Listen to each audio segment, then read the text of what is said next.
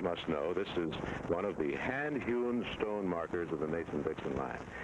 Now, if you recall your history, you'll remember that, back in the 1760s, I think it was, the colonies had a dispute over their exact boundary. And two English astronomers were retained to try and straighten the whole thing out. One Charles Dixon and Jeremiah Mason. Well, they did their surveying and they marked their line, the line between north and south, between free and slave, between now Pennsylvania and Maryland. There's a letter P embossed here and a letter M on the Maryland side. Well, we're going to pay a visit to this valley of history, which is Washington County, Maryland.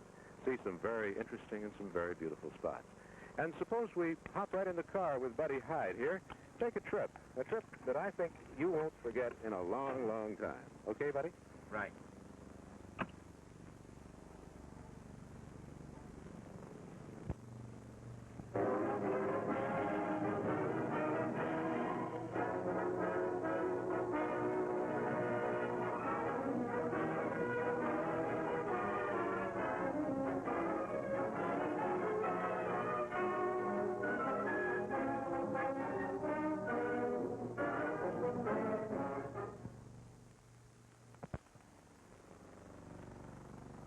Well, we've arrived here at one of the most interesting places in Washington County. It's one of the most scenic and one of the most historically interesting, too, I believe. This is the place where the Appalachian Trail and South Mountain coincide. Actually, the Appalachian Trail extends from Maine to Georgia. Suppose, just to get an idea of what's available here, we take a little hike. I want to show you something very interesting.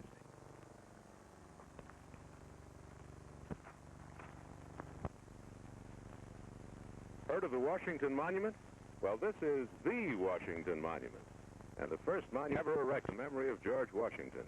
It was built by the citizens of Boonesboro, Maryland in 1827 to honor the great man for whom this country was named. On July 4th, 1827, about 500 of Boonesboro's citizens met here at 7 o'clock in the morning, and by 4 in the afternoon, half of the entire monument was completed, a true symbol of patriotism. Hi, I'm Stuart Finley. William Trudeau. Hi, Bill. Are you the superintendent here? Yes, I am. They certainly did pick a beautiful place to locate this Washington Monument. Or do you call it Washington's Monument? Washington's Monument. Yeah, I see. Is this the top of South Mountain? No, it's not. Lamb's Knoll is the top of South Mountain, but this at 1,700 feet. This is at 1,600 feet. Now, why did they pick a place lower than the top of the mountain to build a beautiful monument? Well, for two reasons. One is the large pile of broken stones we have here. I guess the citizens of Boonesboro didn't want to carry them too far. And for two, the beautiful historical valley, which lies beyond me, which in the background you can see the city of Boonesboro, where the ancestors built the monument over 133 years ago. And then to the left, you see Antietam Battlefield. And from there, you can see Winchester. And then to the far left, you can see Harper's Ferry.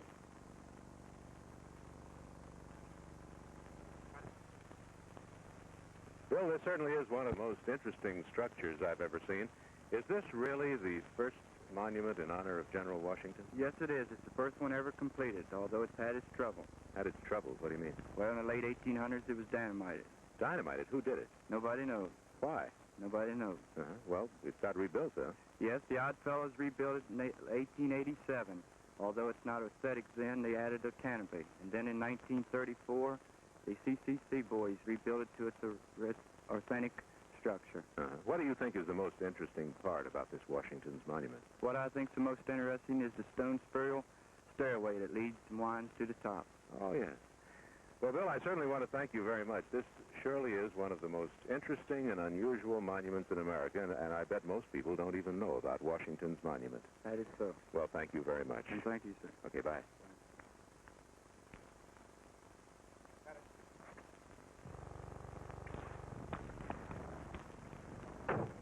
And so, we've seen one of the interesting bits of Americana, Washington's Monument, but as we move on, suppose we take a look at a map and see exactly where we're going to go. We're now driving toward Hagerstown, Maryland, which is the county seat of all of Washington County. It's located right in the hub of the valley. It's only about 60 miles from Baltimore and from Washington, and a few miles from the Pennsylvania Turnpike. About 4 hours drive from Philadelphia, less than 6 hours from New York. Yes, Washington County is located in the center of just about everything here. Route 11 crosses the old famous National Road, or U.S. Route 40, at Hagerstown with its many hotels, motels, and dining facilities. So Hagerstown really deserves its name, the Hub City.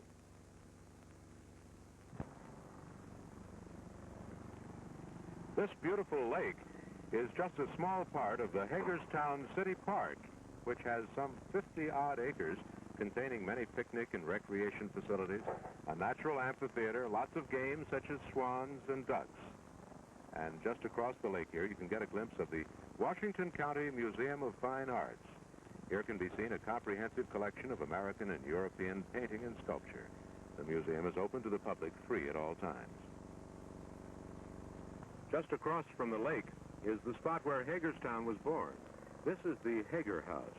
It was built by Jonathan Hager, who founded Hagerstown, and originally named it Elizabethtown after his wife. It was built in 1739 over a natural spring. Jonathan Hager made this place a storage area to encourage traders to move west. The Washington County Historical Society has done a wonderful restoration job on this old home and has made it something I'm sure you won't want to miss when you visit Hagerstown. Here's something very interesting and significant to the city of Hagerstown. It's called Little High School and is a reproduction of a Hessian pioneer. The original was created in 1769 by a tinsmith named High School and was for many years a weather vane on the city hall. During the Civil War, a Confederate sharpshooter stationed in a nearby church steeple used Little High School for a target, and as you can see, put a hole right here by his arm. The original of this little fellow can be seen today on display at the city park. Well, now, as we leave Hagerstown, we're on Route 40, which is the famous old Western Pike, and it takes us right over to Clear Spring, Maryland.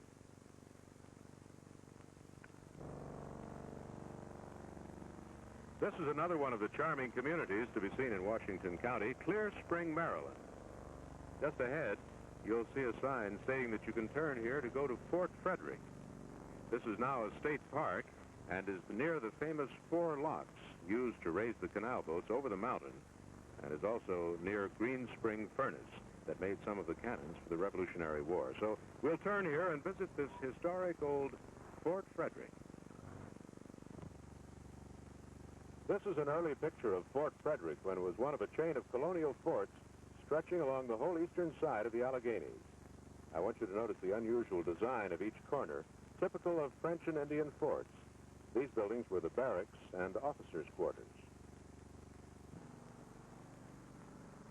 Just ahead is the Fort Frederick Museum, which houses a collection of Indian relics, early firearms, and household and farm equipment used by the pioneers who sought refuge in the fort.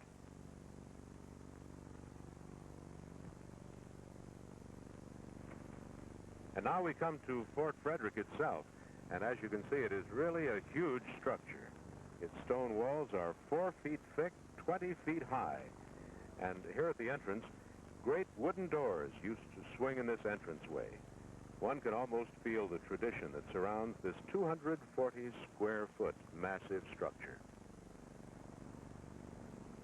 This is the only French and Indian fort still standing made of the original materials.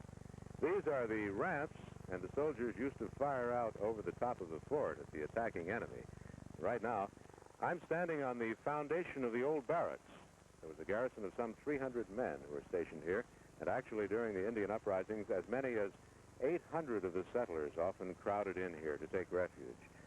You'll notice down at the other end of the fort there's a cannon pointing out through a hole in the wall, which indicates the part that Fort Frederick played in the war between the states, with its commanding view of the Potomac River, the C&O Canal, and the Baltimore and Ohio Railroad.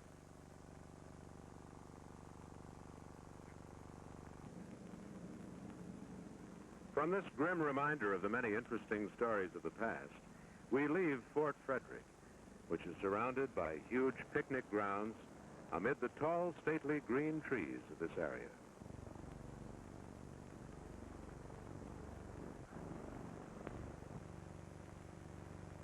Leaving Fort Frederick, we'll travel east to Fort Maryland, located on the shores of the Potomac River.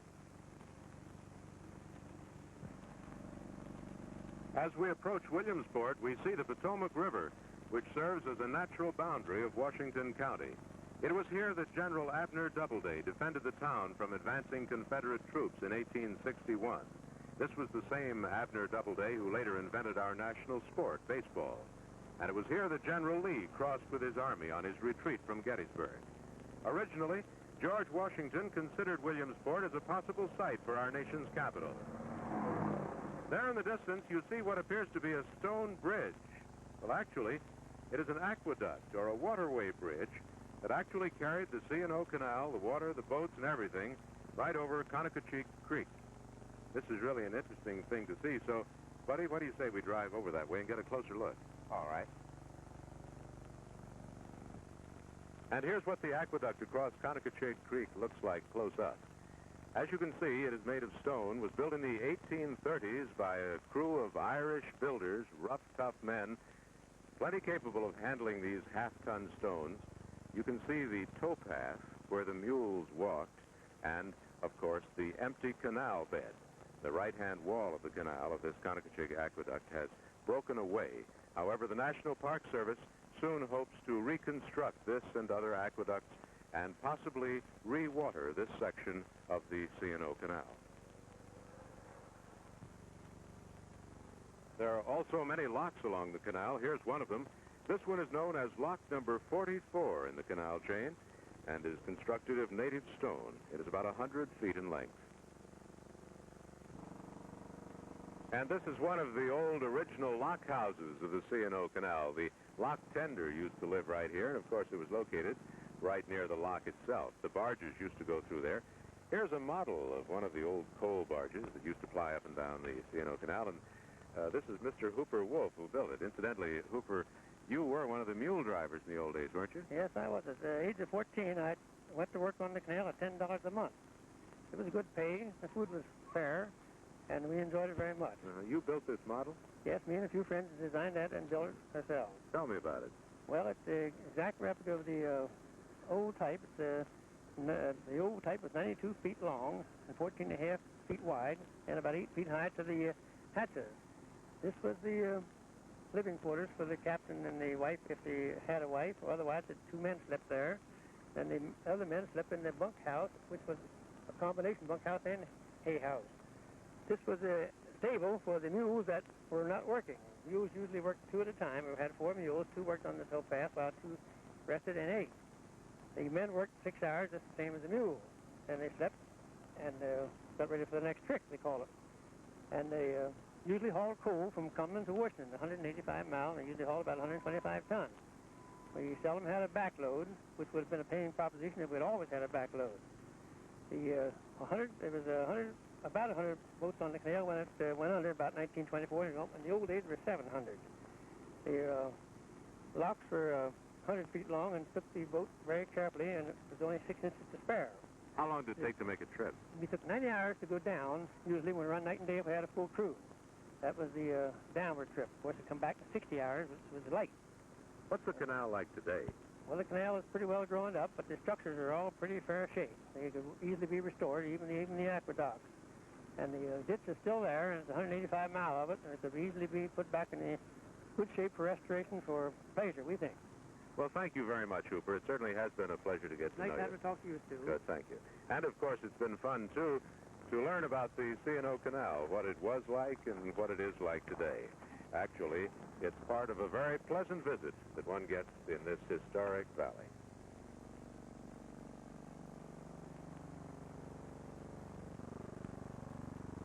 A little further down the Potomac, we find another beautiful setting.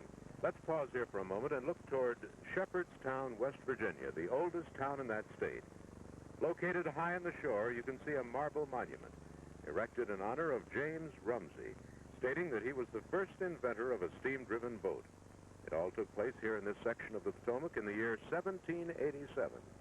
Of course, today, most of the boats here are motor-driven and carry many fishermen up and down the river. Now, buddy, let's continue on down to the southernmost tip of Washington County. We'll drive around to the front of the famous Maryland Heights, which is a part of the world-famous Harper's Ferry National Monument.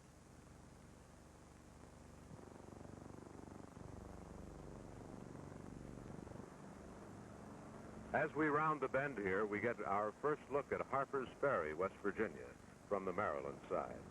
It was here that John Brown led his infamous raid on Harper's Ferry that lit the fuse that started the Civil War.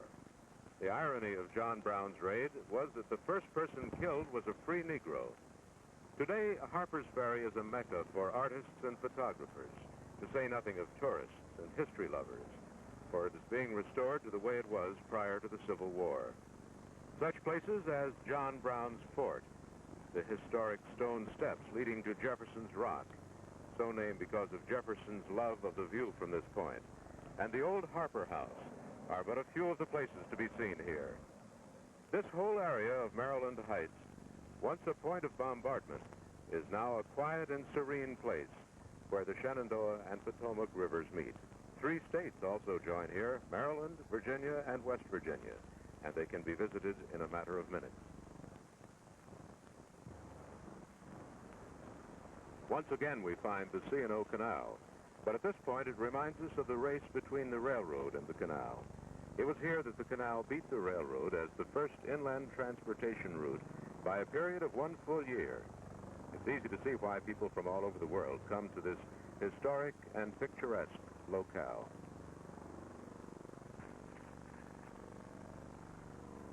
More interesting places to see in this valley of history. Here, the main street of Sharpsburg, Maryland, the oldest town in Washington County, located on the edge of the historic Antietam battlefield. Many of the fine old homes that you see here were built well before the war. Let us pause here for a brief moment to take a look at the famous old Lee House. This was the headquarters of General Robert E. Lee and acted as the nerve center for the Confederate operations.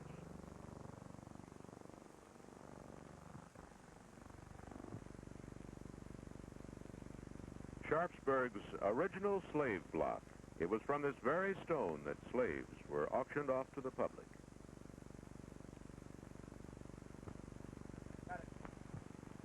The Battle of Antietam, or Sharpsburg, was the first attempt by the Confederacy to carry the war into Northern Territory.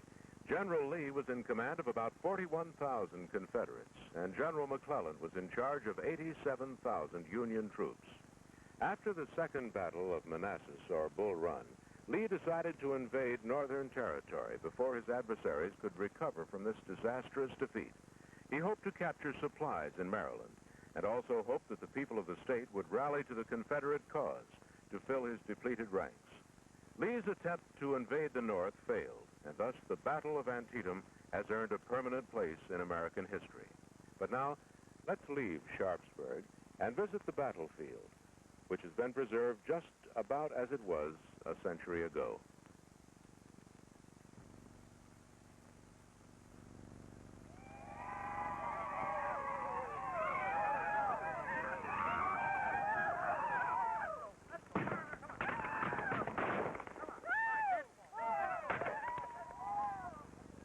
For a moment, I imagined we were reliving that fateful battle. And in a sense, we really are. For this is a reenactment being presented by a group of Washington County Civil War buffs. These are the 1st Maryland Confederates in action.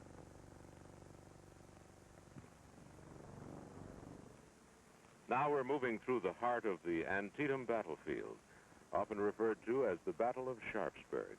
This is Maryland Monument, believed to be the most beautiful on the battlefield, the first monument to be erected by a state to honor both the North and the South, and Maryland has fighting for both.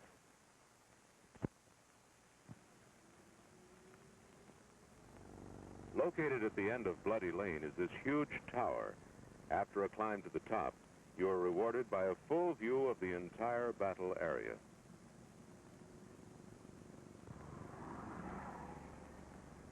Along this stretch of Washington County farmland in the fall of 1862 was fought the battle that began the turning point of the war.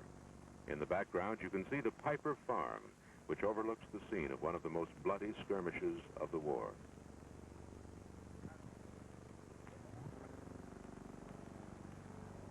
This is where it happened, a 10-minute bloody skirmish. In history, this is referred to as Bloody Lane, where men lay 5 deep and the gullies ran ankle-high with blood.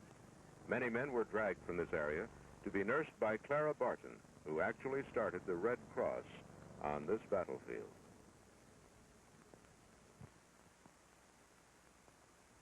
One of the most famous spots on this battlefield is the location of the old Dunkard Church.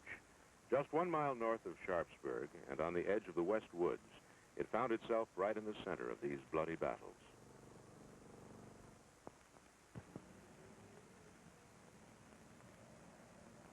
The famous Burnside Bridge, a beautifully constructed triple arch over the Antietam, stands today as a memorial to the struggle made by Major General Ambrose Burnside, who captured it and drove the Confederate Army back into the streets of Sharpsburg. Today it is a lovely picnicking and fishing spot and is located near the memorial that has been placed here to honor Sergeant William McKinley, the 25th President of the United States.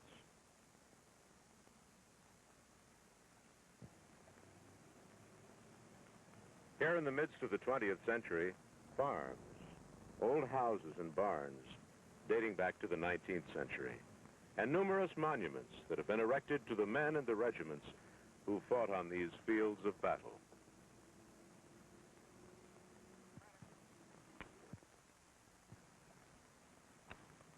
These cannons look out over the cornfields today, much as they did on that fateful dawn of September 17th, 1862. Hooker's artillery of the Federal troops opened fire on Stonewall Jackson's troops, and every stalk of corn was leveled. And in the rows lay the dead, precisely as they had stood in their ranks a few minutes before. Let's take a look now at the famous War Correspondents' Arch. It's located near Gaplin, Maryland, and has a commanding view of this valley of history. George Alfred Townsend settled here and is best known by his pen name, Gaff. He was a correspondent for the New York Herald during the Civil War. He returned after the war and built his famous Gaff Hall and Den and spent the rest of his life here.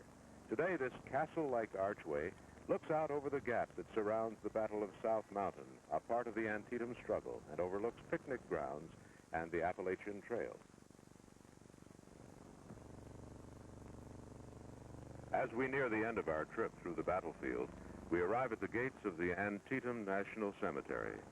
In the museum are many mementos of the Civil War, including a Colt Dragoon .44 caliber revolver carried by General Schweitzer, who commanded the cavalry escort at Lincoln's funeral. A Civil War soldier on perpetual duty at Antietam. The inscription reads, "Not for themselves, but for their country." September 17th, 1862, was the bloodiest day of the war. The Battle of Antietam ended Lee's first invasion of the North. Postponed indefinitely England's threatened recognition of the Confederacy, and gave President Lincoln the opportunity he'd been waiting for to issue the Emancipation Proclamation. Its words declared the slaves to be free. President Lincoln wrote, "And upon this act, sincerely believed to be an act of justice, warranted by the Constitution, upon military necessity, I invoke the considerate judgment of mankind and the gracious favor of Almighty God."